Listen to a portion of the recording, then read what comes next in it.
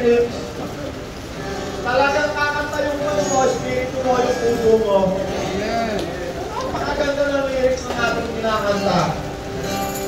Sa aking buhay, ikaw ang number one sa aking puso. You're the only one. Problema may dumating, magtitiwala sa'yo. Mga salita mo ay di nagbabago. Sa aking buhay, ikaw ang number one sa aming puso.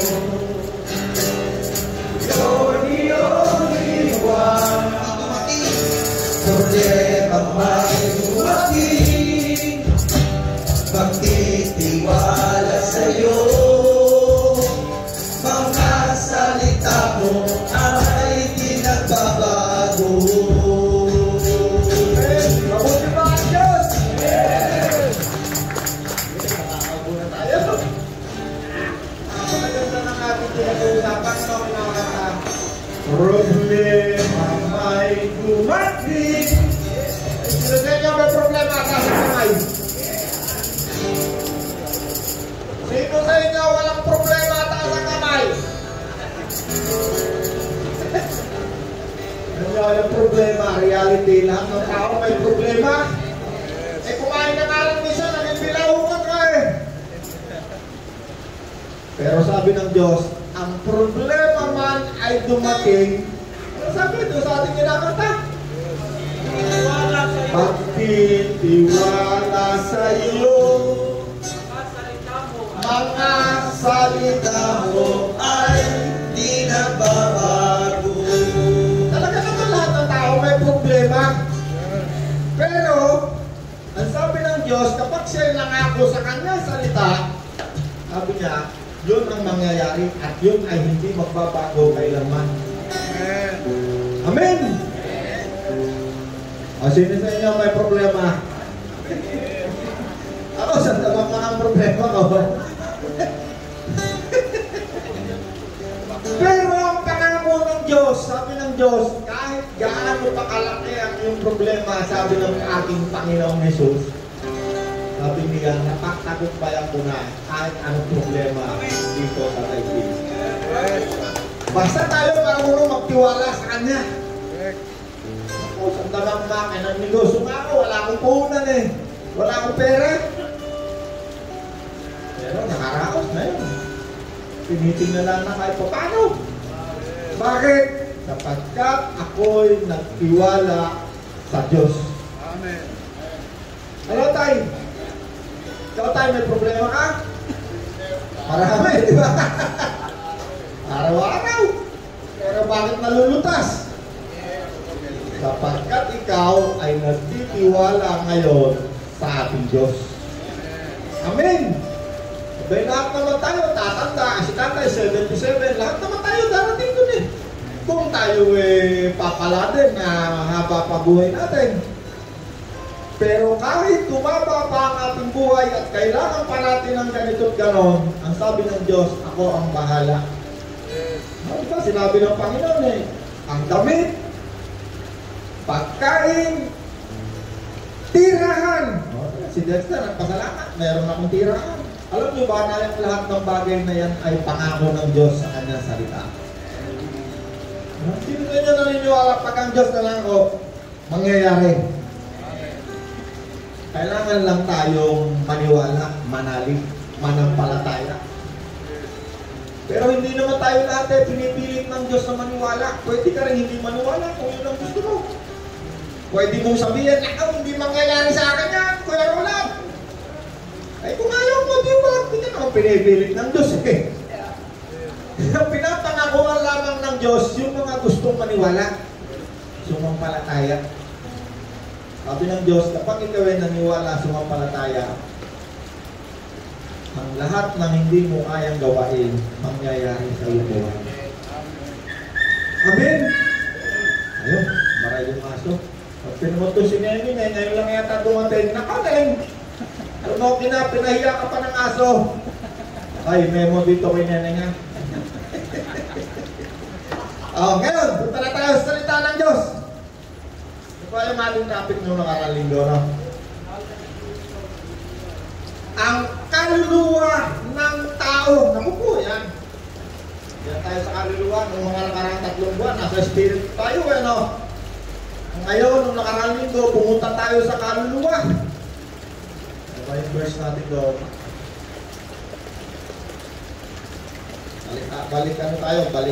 Balik muna tayo sa last week natin konti. Tungkol sa ating mga kaluluwa. Sino raw ang tagapag-alaga ng ating kaluluwa? Meron tayong pinag-usapan ng nakarang linggo may tagapag-alaga ng kaluluwa. Si Kristo. Ang punong pastol na tagapag-alaga ng ating mga kaluluwa. Verse ko doon na nawala. Bang nakakatanda ng ating verse ng nakarang linggo.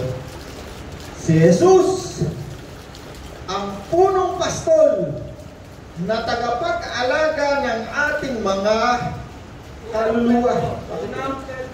Pakibasa mo, Rod. Balik muna tayo konti dyan. Sapagkat kayo ay tulad ng mga tupang naliligaw, ngunit kayo'y nanumbali upang sumunod sa pastol at tagapag-alaga ng inyong mga kaluluwa. Okay. Amen. So, doon tayo sa ang tao ay isang nilalang na katawan, kaluluwa, at espiritu. Okay. Paupuin natin muna ang katawan. Kuya Marta, upo ka rito muna. So, yung katawan. Sige, nasaan ba ang kaluluwa mo? Hanap tayo ng mukhang kaluluwa para mas maintindihan natin. Si Kuya Pepe, mukhang kaluluwa. Ito si Colonel Dalton. Halika, Colonel. Ito, Colonel to Colonel Dalton. Yan. Retired Navy yan. Colonel Dalton, upo ka para may maintindihan tayo. Katawang laman, katawang kaluluwa, at katawang espiritu. Ito si Kuya Pepe, mukhang spiritual ka. Spirit. Isa lang yan. Isa lang ang nakikita natin. Isa lang yan. Ang nakikita lang natin, katawan. Ito ang nilikha ng Diyos na katawan. Katawang laman. Yung dalawang elemento hindi nakikita. Kaluluwa, espiritu. Kaya maraming banggit sa Bible tungkol sa kaluluwa. Nawa ay lubos kayong gawing mabuti ng Diyos hanggang sa kanyang muling pagparito. Nasa verse ko na yun. Unang Thessalonica 5:21 to 28. Rod, pakibasa. Wala si Kuya mo. Nawa ay lubos kayong gawing mabuti ng Diyos. Unang Thessalonica 5:26 yata yun. Unang Ang Thessalonica. inyong buong pagkatao. Dito. Sige. Pakihanap, sino yung nakakita? Nawa ay lubos kayong gawing mabuti ng Diyos hanggang sa kanyang muling pagparito, ang inyong buong pagkatao, ang kaluluwa, ang espiritu. 29. Naway lubusan kayong gawing banal ng Diyos na siyang nagbibigay ng kapayapaan. Nawa! Sige. At naway panatilihin niya kayong walang kapintasan ang buo ninyong katawan, ang espiritu, kaluluwa at katawan. Espiritu. Hanggang sa pagparito ng Ulit, Rod. Buo ninyong pagkatao. At naway panatilihin niyang walang kapintasan ang buo ninyong katauhan. Katawan. Ang espiritu, kaluluwa, at katawan. Katawan, okay. Marami pa yung verse dyan. Binasa ko lang yung isa. Para makita natin ang lahat ng ating pinag-uusapan dito ay nakaugat sa salita ng Diyos. Walang haka-haka. Walang invento. Ang lahat ng pinag-uusapan dito ay tungkol sa katotohanan, salita ng Diyos. Ibig sabihin, pag ang Diyos ang nagsalita, kahit hindi ka maniwala, yan ang katotohanan.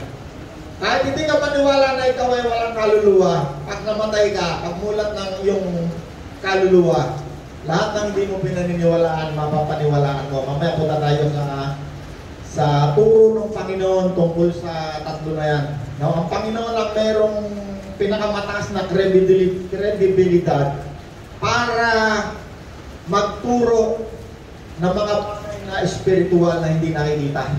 Ang Panginoon ay nagturo tungkol dyan. Merong 2 namatay, sabi ng Panginoon. No? Ano ba yung verse natin doon? Tingnan natin yung verse na yun. Si Lazaro. Luke 15. Tabi tayong Bible eh. Luke 15. Sige Rod, pakibasa mo. Nawa ay lubos.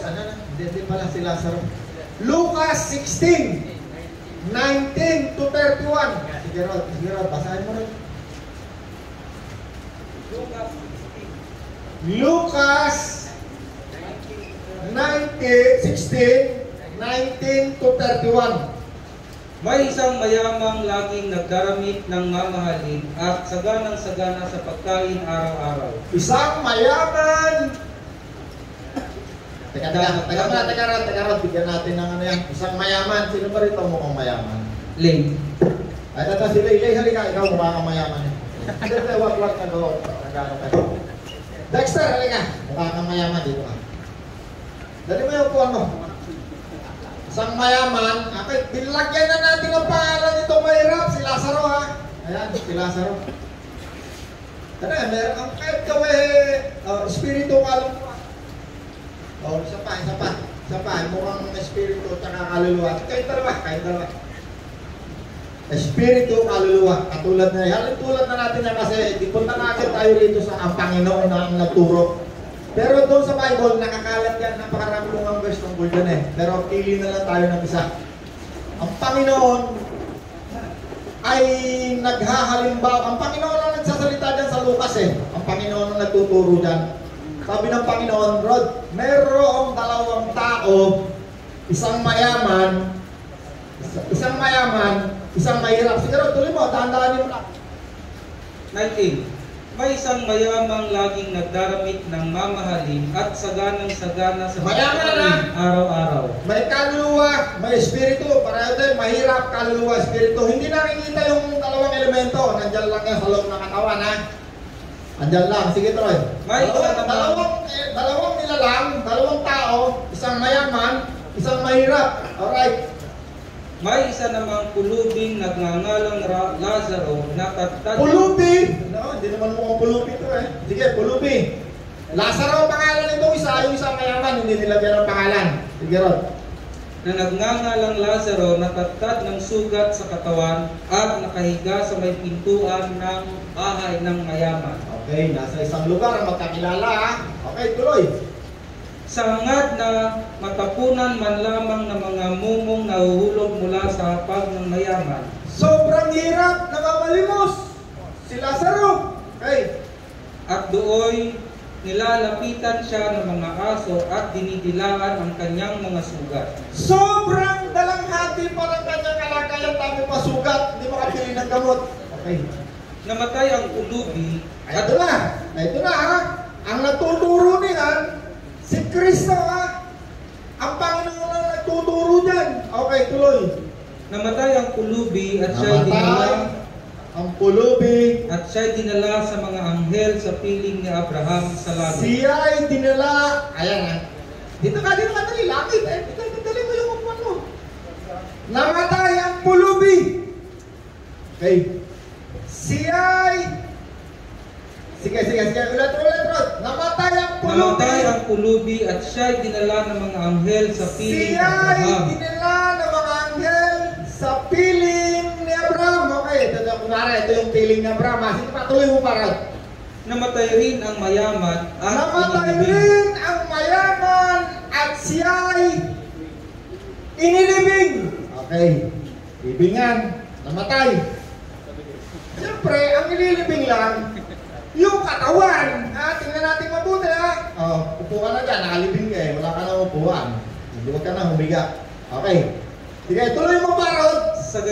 Sa gitna ng kanyang pagdurusa, sa gitna ng kanyang pagdurusa, nakalibing na ito Nakalibing na Tingnan natin sino yung nagdurusa Wala dyan yung nagdurusa. Itong kanyang kaluluwa at espiritu magkasama. Ito nabubuhay, nasa mundo. Okay, pupunta na kayo sa gitna ng inyong pagdurusa. Nandun siya sa gitna ng pagdurusa Wala na siya sa daigdig. Teka. Ikaw, iwanan nyo na yung pagdigan. Ayan yung mabubuhay pa Namatay na, upo na to, nakalibing na to, nagprosesyon na tayo, nag-iyakan na tayo, mayaman mayroon pa ang prosesyon. Ihahatid pa yan sa libingan, may prosesyon pa yan, mayaman May banda, may tagaiyak pa yan, may tagaiyak pa, laging maraming tao sa Pulaw, kasi maraming pera pagkain, mayroon pa tupada, ngayon namatay, inilibing. Okay, tuloy mo ron. Natanaw ng mayaman. Teka lang ron, inilibing. Sa gitna ng kanyang pagdurusa, sa gitna ng kanyang pagdurusa, andyan na kayo, naghiwalay na kasi namatay na Pag namatay ka na, hihiwalay na yung kaluluwa, espiritu, yung katawan natin, ililibing. At sa gitna ng kanyang pagdurusa, tuloy mo ba, doon ang lugar yan, may tawag yan sa lugar na yan Hades, o daigdig ng patay. Daigdig ng mga patay. Ay, teka lang Itong isang taong ito, kung saan nakarating ang nagkukwento, si Kristo ang Panginoon. Kasi ang pinag-uusapan natin ngayon, kaluluwa. Maraming tao sa panahon natin ito hindi naniniwala ang tao may kaluluwa. Walang espiritu, walang kaluluwa. Katulad lang tayo ng hayop. Yan ang paniwala ng marami. Kaya nakakanda hayop-hayop ang buhay nila. Nag-aasawahan niya, kung saan magkita, walang tao, asawahan niya. Walang pakialam yan, basta yun ang paniwala nila Sige Rod, sa gitna ng kanyang pagdurusa, sa daigdig ng mga patay, sa daigdig ng mga patay, ayun na ngayon daigdig na patay Iba itong kanyang ang libingan niya Kung ikaw ay Egyptian, di mami ka, nakabalot kang Kung ikaw naman ay Pilipino, di bubusan ka lang ng tao tayo, binibiyak na diyan. Yung balsa mo, di lalagay ka sa ataol. Kung ikaw naman ay taga-roon sa pinanggalingan ko, ilalagay ka naman sa garapon, yung tawag to. Sunugin ka naman. Gagawin kang abo, tatabi ka sa isang aparador na piraso, andoon yung buto. Ang kaluluwa at espiritu sa gitna ng kanyang pagdurusa, natanaw ng mayaman si Lazaro. Natanaw ng mayaman. Teka pa ito pala nakalimutan ko yan Lazaro. Si Lazaro ang mahirap namatay din. Siyempre, ililibing ka rin. Libingan ka rin. Libingan ka rin. Namatay din libingan. Makatabi kayo sa libingan. Anong katawan yan Okay. Nasa libingan ang katawan pero sabi doon, nung namatay yung mahirap, natanaw ni si Lazaro sa piling ni Abraham. Halika, espiritu kaluluwa. Halika kayo dalawa, dito kayo, nandito kayo. Andito ang Diyos sa langit Langit. Nandyan si Abraham kasi patay na si Abraham Di nakita nila si Abraham. Itong dalawa na to, maaring Hudyo to kasi kilala nila si Abraham Si Abraham, siyempre nandito rin yung Diyos. Ayun ang Diyos, kunwari, ayun ang Diyos si Pastor Obis, kunwari yung Diyos. Pastor Obis, dapat ka rito. Dito ka. Ang Diyos hindi nakikita walang katawan Itong nandito, patay nito, patay. Isa lang ito, kaluluwa at katawan, lagi yung magkasama. Para lang makita natin ang kalinaw-linaw na ang tao ay mayroong kaluluwa, espiritu, mayroong katawan. Libingan, sige po na nga kayong dalawa, naawa naman kayo. Libingan nyo yan libingan Yung isa nasa garapon, sinunog, yung isa naman may cross na ganda. Okay? Yung dalawa, saan naroon yun? Sabi ng daigdig ng mga patay. Sabi ng Panginoon ng sa daigdig ng mga patay. Kung ikaw ay namatay na, kung ano man ang tawag mo dyan kay Hades, kung ano man ang tawag mo dyan, basta ang malinaw yan kung saan naroroon yung mga patay. Hindi lahat ng patay lang kasi yung isang patay. Sa piling ni Abraham. Nasa piling ni Abraham, ha? Sa langit. Sa langit. Yung katawan, nakalibing, maaaring isa, inuuod na yung isa dyan, no? Ano sabi daw, Rod? Tuloy mo pa, Rod. Dahan-dahan lang. Kaya sumigaw siya. Kaya sumigaw siya, no? Eto, yung mayaman. Walang pangalan, hindi nilagyan ng pangalan yung mayaman na namatay. Kaya sumigaw. Lagyan nga natin ng pangalan yung mayaman na nakarating doon sa daigdig ng patay. Iba rito mukhang mayaman. Henry C. Patay na po yun. Hindi, dito sa atin. Example natin si Abraham. Si Abraham, mukhang mayaman si Abraham. Abraham, pwede ba? Hindi, wag si Abraham. Ano pangalan mo? Gilbert to. Ayan, si Gilbert. Mukhang mayaman kasi. Si Gilbert. Ito, Gilbert na. Hindi, ito na pala yung mayaman di ba? Ito yung mayaman si Dexter. Dexter, nasa libingan. No? Yung kanyang kaluluwa, kasama ng kanyang espiritu, yan ang pinakamamahal-mahal ng Diyos na ayaw na mapapahama.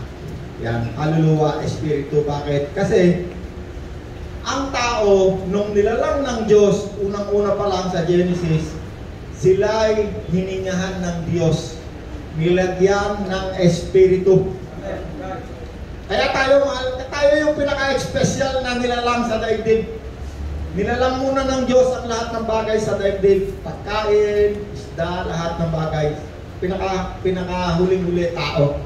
Kasi ang daigdig, ang tawag ng Diyos sa daigdig ay ang kanyang paraiso garden. Nilagay ng Diyos ang tao sa kanyang ginawang garden, paraiso. Kaya mahal na mahal ng Diyos ang tao. Okay, ano sumunod, Rod?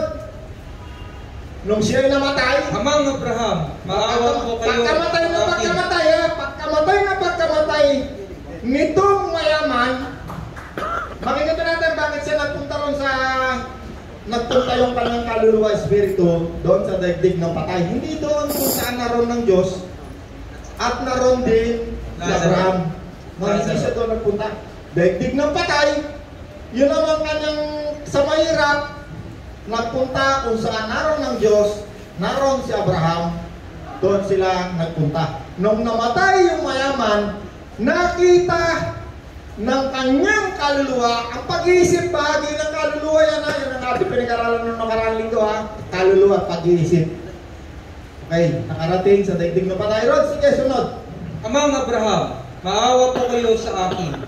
Utusan po ninyo si Lazaro na isawsaw sa tubig ang dulo ng kanyang daliri at basahin ang aking dila. Dahil ako'y naghihirap na sa apoy na ito. Okay, kung saan sila naroon, sila'y naghihirap, may pakiramdam may apoy. Naghihirap, may apoy. Nung namatay, nakita niya si Abraham at meron pa siya nakita. Yung kanyang kapitbahay na mahirap na si Lazaro. Nakita niyo na nabasa ko na ba? Di ba? Sige pa, tuloy pa. Nakita niya. Verse 26. Ngunit sumagot si Abraham, Anak, alalahanin mong nagpasasa ka sa buhay nung ikaw ay nasa lupa. Anak! No? Tinawa ang sabi na, anak. Naanto na sa daigdig ng patay, may apoy, naghihirap. Pero, umaapila pa. Umaapila pa siya, umaapila pa. Ano sabi sa kanya ng Diyos? Anak, alalahanin mo nung ikaw ay nabubuhay, ikaw nagpasasa. Ang Diyos, God of Justice. Nung ikaw ay nabubuhay, kung ikaw ay hindi tumanggap kay Kristo, ipapaalala yan sa iyo ng Diyos. Although, alam mo rin yan, bakit? Ang kaluluwa mo, ang isang trabaho ng kaluluwa, memorya. Merong memory. Lahat ng ginawa mo sa daigdig na ito, matatandaan mo yan. Sige, tuloy mo para. At si Lazaro naman ay nagtiis ng kahirapan. Subalit ngayon ay maligaya siya rito, samantalang ikaw naman nagdurusa riyan. Bukod dito, may malaking bangin sa pagitan natin. Anong nangyayari doon? Ay nagturusa. Si Lazaro ay nandoon sa kaaliwan. Tama nga, i-analyze nyo mabuti na saan nakarating si Lazaro ha. Ang pinag-uusapan dyan ay yung kaluluwa, espiritu, yung katawan, wala na yung nabubuhay. Ang katawan sa daigdig lang, dito lang. Pagka dito lang sa daigdig, pagpatay ka na, ililibing yan. Yung kaluluwa at espiritu mo may pupuntahan. Tuloy Rod. Okay, nagturusa, umaapila, papaligin mo ako sa lupa. Okay? Sinabi ng mayaman, kung gayon po, Amang Abraham, ipinapakiusap ko pong papuntahin na lamang ninyo si Lazaro sa bahay ng aking ama, sa aking 5 kapatid na lalaki. Suguin po ninyo siya roon nang sila'y bigyang babala upang Rod. Sabi ng kanyang kaluluwa nung mayaman na karating din sa daigdig ng patay, Amang Abraham, pabalikin mo ako sapagkat ako'y merong 5 kapatid. Ang kaluluwa, ang isang trabaho ng pag-iisip, parang computer yan, meron niyang memorya. Ang pag-iisip, yan ang nag-hold, naghahawak ng lahat ng iyong ginawa dito sa daigdig. Lahat. Okay, tingnan natin dito ngayon, bakit si Jesus? Wala riyan. Hindi niya nakita sa langit kasi si Jesus ang nagkukwento riyan. Si Jesus ang nagtuturo diyan kapag ang isang tao namatay. Okay, basahin natin 2 Korinto 4:4. Putulin ko lang muna yan, Rod. Yan yun na yan, no? 2 Korinto 4:4, no? Balikan natin, tingnan natin, no? Yan ang karugtong ng ating nung last week natin. Bakit? Sige Rod, tuloy mo. 2 Korinto 4:4. Hindi sila sumasampalataya sapagkat ang kanilang isip ay binulad ng Diyos ng kasamaan sa daigdig na ito. Alright, hold. Ito, panahon ni Abraham ito ha. Sa panahon natin ngayon, 2,000 taon na, nung ang Panginoon, nagkwento niyan tungkol sa kaluluwa. Ang ikinukwento ng Panginoon, ang example niya si Abraham na nandoon sa piling ng Diyos. Okay, matagal na yun, libo-libong taon na. Ngayong oras na to, tayo ngayon yung nandito sa daigdig. No? And then yung example natin noong nakaraang linggo. May 2 tao, may kaluluwa. Diba natatanda nyo noong nakaraang linggo? Merong espiritu ng demonyo, nagagala-gala, naghahanap ng masisila. No, yung isa naman, tumanggap kay Kristo. Teka muna ha. Pabalikin ko ulit muna sa original na panahon ngayon. Okay, balik mo na ulit. Panahon ngayon. Diyan lang kayo. Panahon ngayon. Diyan sa Abraham. Balik ulit yung panahon ngayon. Balik sa original na posisyon. Oh. Erase mo na yan ha. Balik ulit tayo sa panahon natin ngayon. Okay. Kaluluwa, no? Kalimutan natin muna si Lazaro kasi yung inuwento ng Panginoon, 2,000 taon na. Balik tayo doon sa nakaraang linggo. Hindi na natin babasahin lahat yung mga verses natin. Merong isang nangaral, isinugo ni Kristo. Si Pastor Alex ay nangaral. Buhay pa, hindi pa patay. Balik tayo ulit. Parang backward ulit tayo. Katawan, kaluluwa, espiritu. Katawan, kaluluwa, espiritu. Panahon na ngayon. Merong isinugo si Kristo, nangaral. Si Pastor Alex, nangaral. Wala namang mga ngaral kung walang isusugo, walang mananampalataya, kung walang makakarinig ng mabuting balita. Tayo nga, Pastor Alex. Walang sasampalataya. Ang pananampalataya ay bunga ng pakikinig sa mabuting balita. Walang mga ngaral kung walang isusugo ni Kristo. Nangaral! Maraming nangarinig. Ito na, panahon na ngayon na. Ngayong oras na to. Nangaral! Ang pananampalataya ay bunga ng pakikinig sa mabuting balita. Okay? Nakarinig ng mabuting balita. Nakarinig. Lahat tayo nakarinig. Ang tumanggap kay Kristo, sabihin natin 50-50. Pari 50-50 ang nakarinig at nanampalataya tumanggap kay Kristo. Okay, 50-50. Itong isa, sumampalataya, itong isa hindi. Ibig sabihin ng sumampalataya, tinanggap si Kristo, naniwala si Kristo na namatay sa krus, binayaran ng kanyang kasalanan, tinubos, binayaran, at tinanggap si Kristo. Kristo, halika, ikaw ang Panginoon. Wala si Kristo, hindi natin nakikita. Espiritu, hindi natin nakikita si Kristo. Tinanggap niya, siya'y nakipag-isa kay Kristo. Itong isang mahirap na ito. Nasa ng Espiritu, kaluluwa, katawan. Siya'y nakipag-isa. Magiging ka, nakipag-isa. Espiritu niya'y nakipag-isa kay Kristo. Itong isa, alam sabi rito sa verse na binasa kanina, 2 Korinto 4:4, hindi siya sumampalataya sapagkat ang kaniyang isip ay binulag nino ng espiritu ng kasamaan na naririto sa daigdig na ito. Di ba nung nakaraang linggo, maraming espiritu tayo ka, espiritu. Maraming espiritu. Espiritu ng kasamaan. Tayo ka rin. Yan ay marami, pag-alagala, umaatungal yan na parang leon, nagkahanap ng masisila. Espiritu, halika. Tayo ka dyan. Tayo ka, espiritu ha.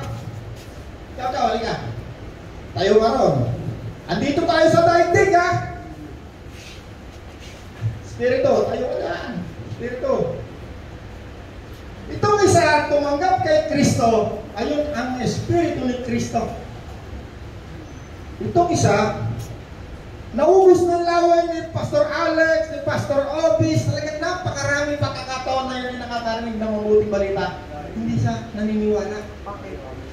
Ang kaniyang isip ay dinadaya ng espiritu ng kasamaan, kaluluwa. Ito ang kaluluwa. Bahagi ang isip. Isa lang yan, isang tao lang yan ha. Ang kanyang isip ay dinadaya ng espiritu ng kasamaan. Sabi ng kasamaan, espiritu lang sa espiritu.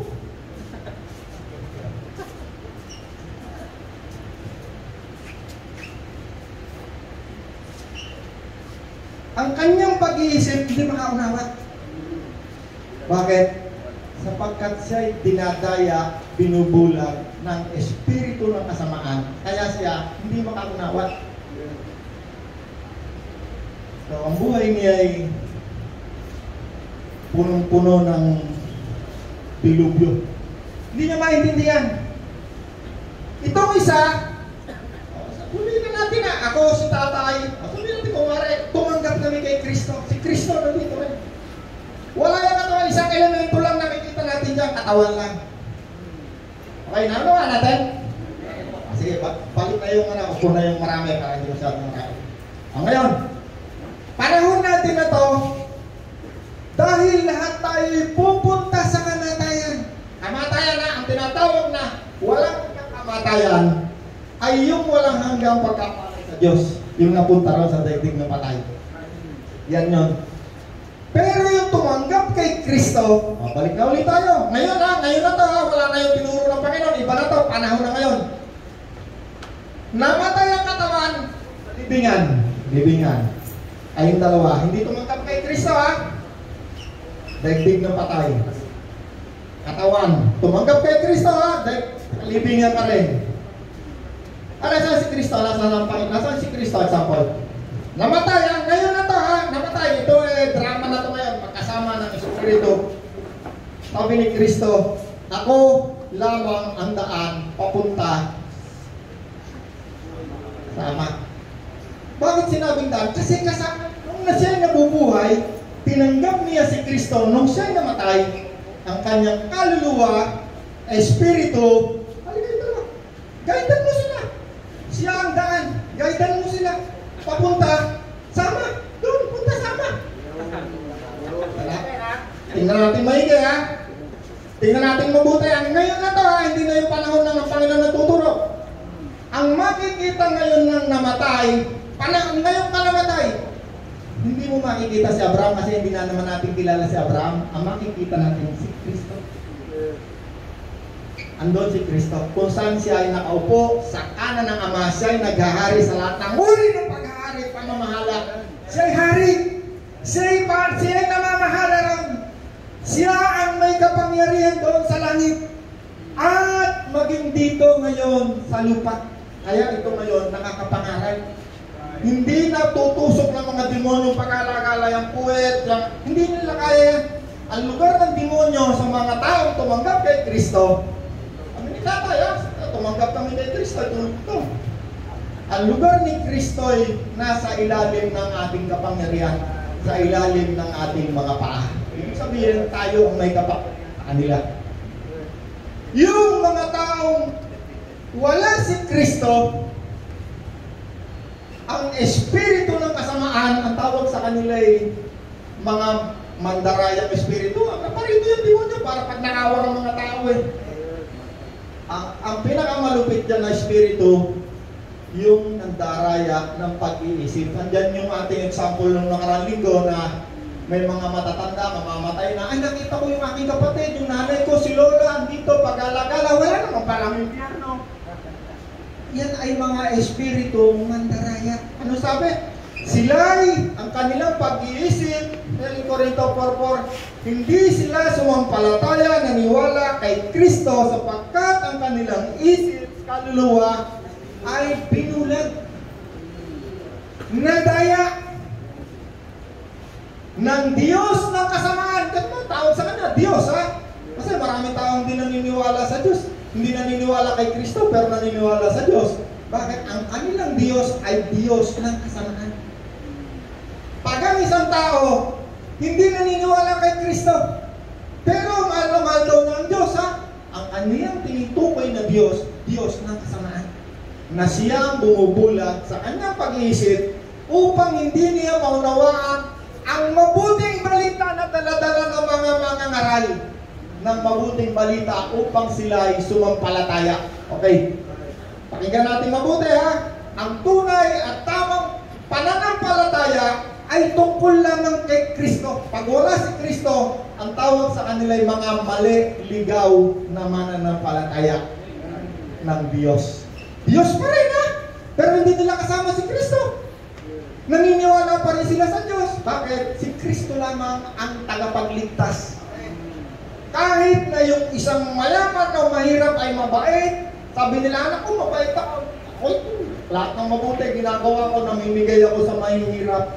Kahit na ano pang gawin nila sa mundo nito, pag hindi sila sumampalataya kay Kristo, ang takbo nila ay daigdig pa rin na mga katay. Bakit? Isa lang ang tagapagligtas, hindi yung relihiyon, hindi yung mabuting gawa. Ang tagapagligtas mo ay kapag ikaw ay sumampalataya, libre, walang bayad, for the meantime. No? Sa ngayon, walang bayad. Okay? Napunta sa impyerno, kaluluwa at hanap pa nga isa pa example, dalawa. Kayong dalawa, kayong tatlo. Para maraming tao sa daigdig na patay ka, kaunti eh. Okay. Ano ang pangalan mo, kuya? Toto, katawang laman, kaluluwa, espiritu. Si Toto, tumanggap kay Kristo, okay? Si Toto ay namatay din. Si Toto namatay na rin. Andiyan lahat ang kaluluwa na patay, ha?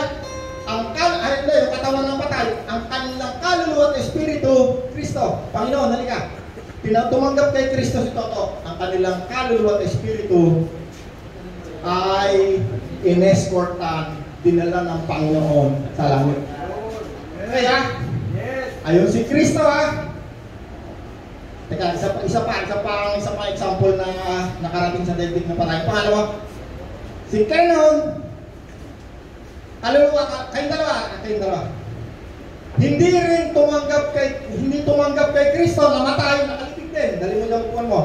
Kaluluwa at espiritu, ka. Nagdag ka ron. Kaluluwa at espiritu, doon.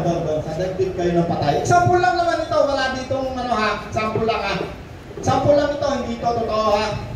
Lahat ng tumanggap kay Kristo, pagpikit ng mata nyo dito sa daigdig, aabuluyan namin yung katawan mo ay lilibing. Pero ang kaluluwa, espiritu mo meron pupuntahan. Either langit, daigdig na patay. Okay? Daigdig na patay. Doon sa ikinuwento ng Panginoon, nung sila'y namatay, ang sabi ng kanyang kaluluwa, meron pa po akong natitirang kapatid, 5 pa, na nabubuhay. Dala-dala yung memorya, pag-iisip pa, si tatay, pag-isip tayo, memorya, ang ilang, kasi ikaw agad, tayo ba? Tatalongin kita. Sigurado marami kang natatandaan sa iyong nung pagkabata ka. Palagay mo, yung pinakamalalim na natatandaan ng pag-iisip mo sa oras na ito nung bata ka, ano yung natatandaan mo? Hindi, isa lang, huwag yung kalungan. Nung pinakabatang bata ka pa, may natatandaan ka, pinalo ka ng nanay mo. Kasi ako, ang natatandaan ko nung batang-bata pa ako, pinalo ako ng nanay ko, pagkasakit-sakit. Hanggang ngayon natatandaan ko eh. Merong isang binatilyo, ako'y parang minano ko, binuli. Natatandaan ko hanggang ngayon eh. Ang tawag doon, memorya. Dala-dala yan ng kaluluwa, pag-iisip. Ang tawag sa computer yung memory. Memory. Parang computer, may memory. Ang kaluluwa ay memorya. Lahat na, tinanong ko si tata, yung mga kalokohan, kalokohan, tatay, ano?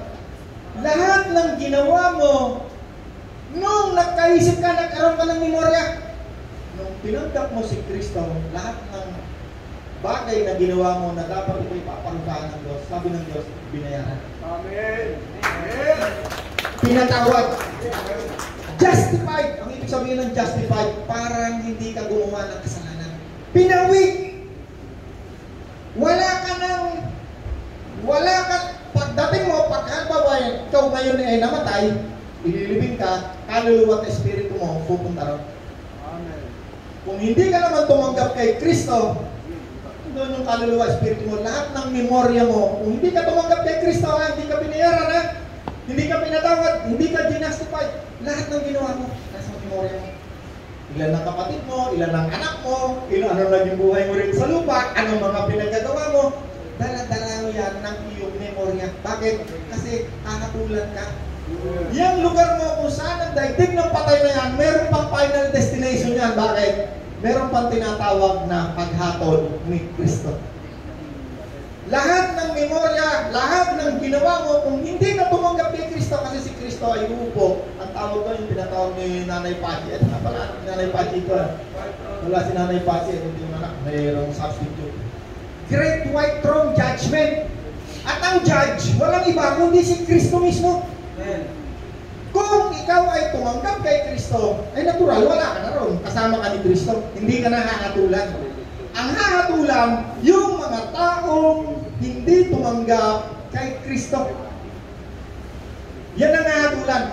Ang ihahatol ni Kristo dyan, pag dumating na yung oras na yon, lawang apoy. Yan ay, ang kaluluwa, ang espiritu ng tao, hindi na yan mamamatay kailanman. Pag ang Diyos ay lumikha, hindi na mamatay.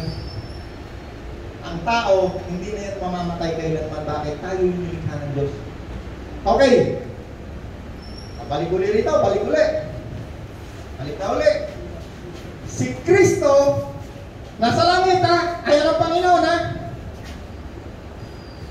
Dito sa langit, ang kanyang katawan ay naroon, nakaupo sa kanan ng Diyos. Ay, si Pastor August ang Diyos nakaupo sa kanan ng Diyos. Diba sa kanan niya?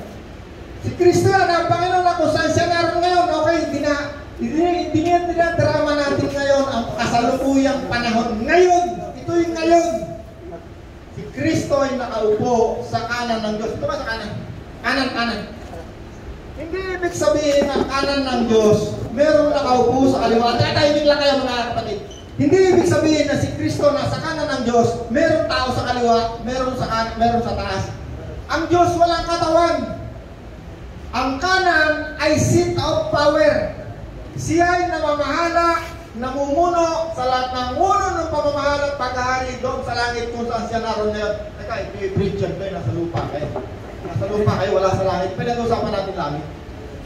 Si Kristo ay nakaupo sa kanan ng Diyos, seat of power. Sabi ng Panginoon, nung siya umakyat sa langit sa Mateo 28, binigay na sa akin ang lahat ng kapangyarihan sa langit at sa lupa. Kaya sabi ng Panginoon, sabi ni John Revelator, nakita ko ang pagkahulog ni Satanas, parang kidlat. Kasi dati, si Satanas, may access sa langit. Nakikipag-usap na sa Diyos eh. Sabi ng Diyos sa kanya, nakita mo ba yung lingkod kong si Hope? Sabi ni Satanas, ako ikaw naman iniingatan mo lang yung tao kasi sinasamba ka niya, pinagpapala mo subukan mo nga, payagan mo nga kung sundutin ko yung puwit na pagkakasakit yung pagka hindi sinumpakan nun. Sabi ng Diyos, sige, gawin mo na. Subukan mo. Ang Diyos, pag hinayaan ng Diyos, ay ibig sabihin, ipopromote ka ng Diyos. Kung hinayaan ng Diyos na ikaw lapitan ng demonyo, o payagan niya si demonyo, pero hindi na ngayon yun, ha? Wala na ngayon. Kasi hindi na siya pinayagang pang muli umakyat doon kailanman. Nawala na siya ng access doon. Asan ngayon ang mga demonyo? Ang mga demonyo narito sa lupa. Sila ay nagdadaya ng mga pag-iisip. Kasi ang gusto ng demonyo, yung mga demonyo na yan ay mga dating anghel na nagrebelde sa Diyos. Ang Diyos hindi lumikha demonyo. Yan demonyo, ang tawag sa kanila dati, mga anghel na nagrebelde sa Diyos, 1/3 of angel ang naging tawag sa kanya, demonyo. Naging sila mga devil. Kaya dalawa lang espiritu meron sa daigdig na ito. Pag hindi espiritu ng kasamaan, espiritu ng mabuti. Okay? Ngayon tayo dito sa pahayag ng Panginoon. Ako'y muling babalik, sabi ng Panginoon. Katawan nung nandun, ha? Katawan, ha? Ang nandito sa Panginoon, ang Panginoon na nandito, espiritu. Nasa langit, katawan. Bumalik ngayon ng Panginoon. Bumalik. Ito, lupa yan, ha? Babalik ng Panginoon, ha? Lupa, ha? Babalik ang Panginoon dito sa lupa. Ang unang gagawin ng Panginoon, kaya sabi ng Panginoon, isang hiwaga ang gusto kong malaman ninyo, kayong mga nabubuhay ay hindi mauuna sa mga namatay na. Sila muna ang unang bubuhayin. Okay, sinutasan ang katawan dito. Okay, teka lang, dama lang muna. Sa isang tunog ng trompeta, sa isang kisap ng mata, tatawagin ang kanyang katawan bubuhayin. Mate! Wala ka pa sa lupa, ha? May pagsalubong kung tinatawag sa alapaap Marte Lazaro! Bubuhayin. Sino pa itong isa? Itong mga nakarating dito sa mga katawan nito, ha? Pisikal na katawan na nakalibing, ha? Kaya ano man ang kanila, nakalibing. Ayun, nakalibing, nakahiga. Kaya ano man yung kanyang kalalagayan, kaysa man ay abo, kaysa man ay patay, kaysa man ay sinunog, kaysa man ay kung ano man ang kalakay, mami man yan. Pagbaba ng Panginoon, ang una niyang gagawin, tayong mga buhay pa na tumanggap kay Kristo, ang sabi ng salita ng Diyos, ang sabi ni Kristo, hindi tayo mauuna sa mga namatay na. Sa isang tunog ng trompeta, sila'y bubuhayin. At nakita nyo si Lazaro nung binuhay ng Panginoon, tinawag Lazaro. Maririnig niyo yung pangalan nyo? Bubuhayin. Ano pangalan mo? Mayaman o Dexter. Pangalan mo? Miso ano? Martel. Ha? Hello. Kahit ano man yung kalagayan niya, mabubuhay uli yan. Sasalubungin si Kristo. Mga patay muna to, ha? Kaya yan ay hiwaga yan. Lahat ng hiwaga, hindi yan teka lang, doon, sasalubong. Wala na sa daigdig. Ito. Teka muna. Nasaan ito? Hindi, nandun na kayo. Nasa langit na kayo. Nasa langit na kayo. Balik. Pagkapan ni Kristo, kasama ang kanilang mga kaluluwa at espiritu, according sa Acts, sa pagbabalik ni Kristo, kasama ang lahat ng mga anghel. No? Sa Acts, nandun na rin. Ay, maraming anghel. O, ikaw anghel. Mukhang anghel. Pari ko, yan ka. Maraming anghel, bro. Kayong dalawa ka. Sa pagbabalik ni Kristo galing sa langit, kasama ang mga anghel. Bubuhayin ng mga patay. Nasalubong sa alapaap. Yung mga nasa daigdig ng patay, andyan lang sila. Hanggang 1,000 taon. May bilang, may detalye yan. Nasa Bible yan, may detalye. Alam niyo ba itong ating pinag-uusapan na to? Iyan, nakamemorya yan sa inyong kaluluwa ngayon. Sabi ng Diyos, pagharap nyo kay Kristo, walang sino man makakapagdahilan. Hindi mo narinig ang mga bagay na ito. Bakit? Ang Diyos ay Diyos ng hostisya. Kaluluwa, Espiritu. Ayan na, naging isa na uli kayo. Nasaan ang katawan mo? Naging isa na uli kayo. Magkakasama. Katulad ni Kristo na mayroong katawan at kaluluwa. Okay, ito na asawa ko. Mayroong sasakit.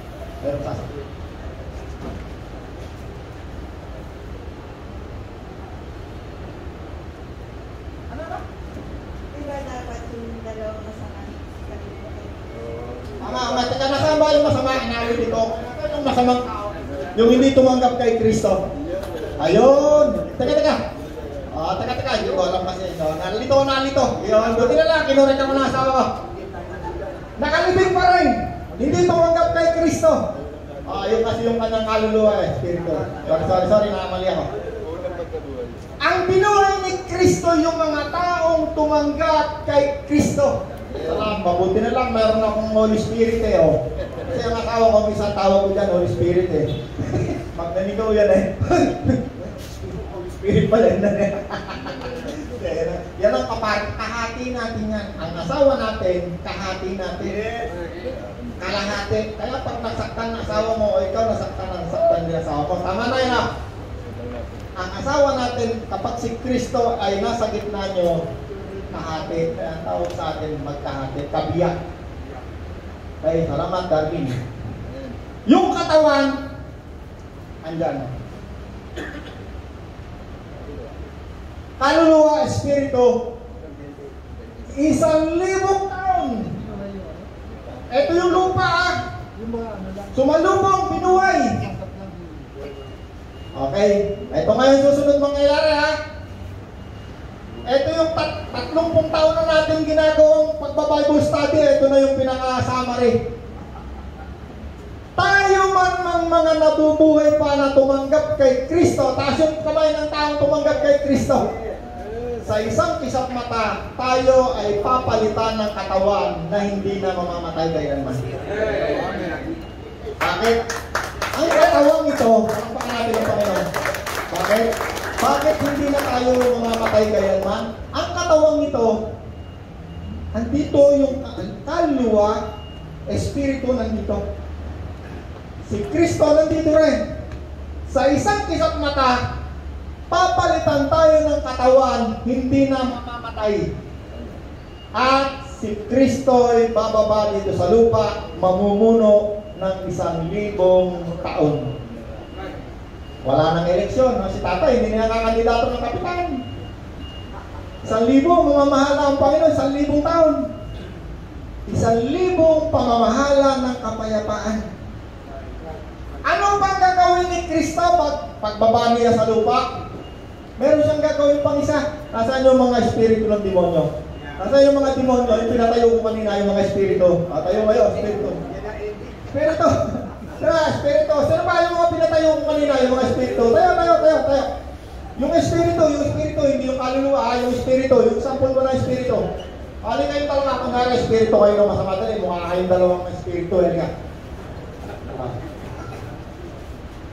Kailangan ko pa ng ano, kayo tatlo. Ito yung pinaka-pinunong ng demonyo. Kunwari lang. Ito yung pinaka-pinunong. Kunwari lang, pare ko, hindi ka naman mukhang demonyo. Kaya nung kanyang mga kapon, ang unang-unang gagawin ni Kristo, hindi pa nababa sa lupa, tatalian niya lahat yan. Asama na yan, pinaka-pinunong na yan. Ilalagay niya yan, ang tawag sa Bible, napakalalim na hukay at sila'y tatatakan. Hindi na makakapandaya pa dito sa daigdig. 1,000 taon. Okay, pinalian. Pinapukay sa malalim na lugar. Bottomless pit, ang tawag sa Bible. 1,000 taon. Baba na rin sa lupa. Panginoon, pamamahala na sa lupa. Baba na sa lupa. Pagbaba ni Kristo sa lupa, siya ay maghahari sa pamamagitan ng tungkod na bakal. Okay, upo dito sa lupa. Nasa lupa tayo. Ang ating ngayong pinuno, hari si Kristo meron na yang ang dami niyang corona, patong-patong, hari ng mga hari. Andiyan na lahat yung mababasa natin sa Revelation. Hari ng mga hari, mamumuno ng 1,000 taon. Pag sinabi ni Kristo, dyan sa Nopileta, ang mamumuno dyan, si Obed Quinto. Dito sa Cavite City, ang mamumuno riyan, Bibigyan tayo ng kapangyarihan tungkod na bakat. Kapangyarihan, salita lang. Pag nagsalita ang Panginoon, o sige, sabihin nyo dyan, lahat ng mga, ito ang kautusan ko. Mamumuno, hindi ko lang eksakto alam paano siya mamumuno. Pero pagkahari, hindi demokrasya, hindi komunista, ano bang uri ng pag-ari. 1,000 taon, walang gera. Sabi sa Bible, yung mga ginagawang mga anumang bagay tungkol sa gera, hindi nagagawa ng gera. Gagawin na lamang niya kung ano. Mga pangpalamuti na lang gagawin niya. Kaya, anong oras na, Rod? Oras na ba, Rod? Ha? Okay, may natutunan tayo. Amen. Yung palakpakan natin na tayo. Next week na ulit, next week na. Next week na ulit. Para ang topic natin ngayon, si Jesus, ang dakilang pastor ng ating kaluluwa, pag-iisip. Si Jesus ang nagpapaliwanag sa madilim nating pag-iisip. Ngayon, umaga, alam ko kahit kayo ay nakaupo lang, kasi ang Panginoon, pag yan ay nagturo, ay ikikit mo mata mo. Tungkol sa espiritong bagay, kahit hindi mo tanggapin si Kristo, gising na gising yan. Bakit? Ang espiritu mo, ang kaluluwa mo, nakikinig yan. Bakit? Sabi ko lang hindi binasa rito eh. Ang espiritu ng tao, kahit demonyo ang kausap niyan, mas gising yan. Kasi ang Panginoon, nung siya nagpe-preach, pag may demonyo, nagsisisigaw eh, siya nga ng Diyos, siya nga. Kahit ikaw ay hindi tumanggap kay Kristo, mas gising ang iyong kaluluwa at espiritu. Bakit? Sapagkat ang nagsasalita at nagtuturo ay si Kristo, ang hari ng mga hari. Amen! Amen! Okay. Time lang! Ikaw ang hari at tagapagligtas.